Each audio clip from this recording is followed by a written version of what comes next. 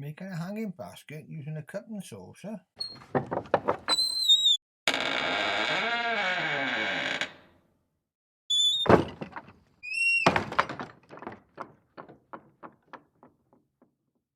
Well, there's no danger to your best china.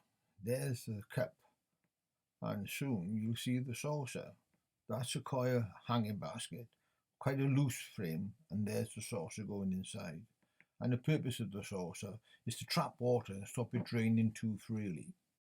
I'm using a mix of 10 litres potting compost to 7 times 10 millilitres of water gel and slow release fertilizer. But if you're using a hanging basket mix, then you don't need to have the water gel.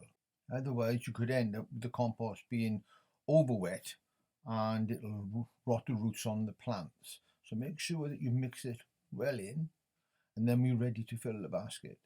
And you can see the saucers level at the bottom, that's critical. And then fill that first and make sure that it's seated nicely.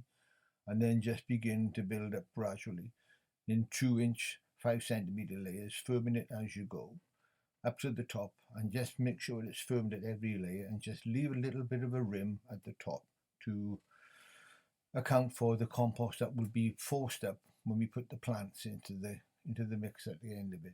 As you can see, we've not used everything in the bucket. It's not worth trying to force it in either. We now move on to the fun bit, which of course was just planting the basket up. And keep it simple and say don't overplant it. We're using Bacopa again, the large flowered form this time. This is Bacopa Giant White. And it'll sort of fill and cascade down the sides. And if you need, you can tease the shoots back towards the liner, and you can just hook them into it. 3, as usual, space them out 120 degrees apart, and make sure that the top of the root ball is just below the surface of the compost. And say all of the plants that I've selected, I always use them because they withstand the drought, and so they are perennial, so you can keep the plants over winter time in summer frost free, and then in spring they'll produce fresh young growth you can use as cuttings, which will cut the cost of buying material for the basket. And there we are. And just make sure we have a little sort of fiddle about at the end, just to make sure the compost is always level. And now we move on to the second group of plants, and I'm using 2 red training pelargoniums to tumble out to the side.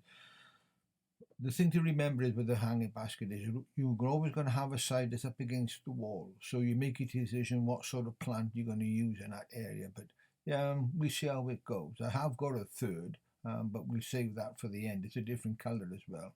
But I do like trailing pelargoniums. I think they really sort of set the basket off. There's a touch of class about them.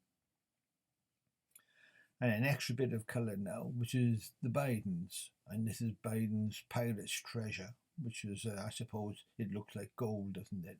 And we squeeze 3 of those in as best we can.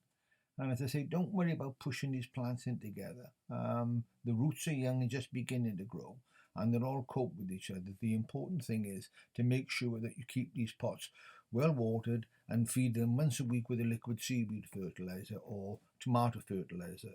And that'll keep the flower production going. Deadhead them from time to time to make sure that the flowers go. And anything that's not growing in the direction that you want it to go, then just trim it or push it back a little bit or persuade it where it needs to go. But it's important to water them morning and evening, because it's quite easy to underestimate how quickly these baskets can dry out, even in a couple of hours on a hot day. And I found out the hard way.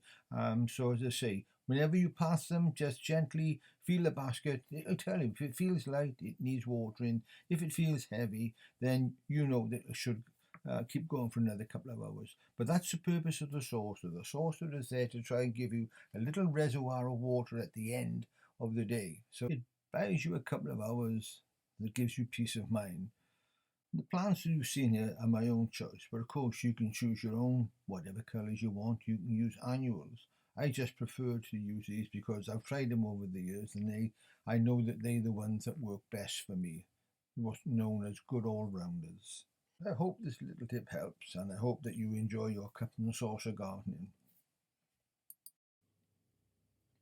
Diolch, and thank you for watching. Goodbye for now, but if you would like to see any more, please hit the subscribe and like buttons.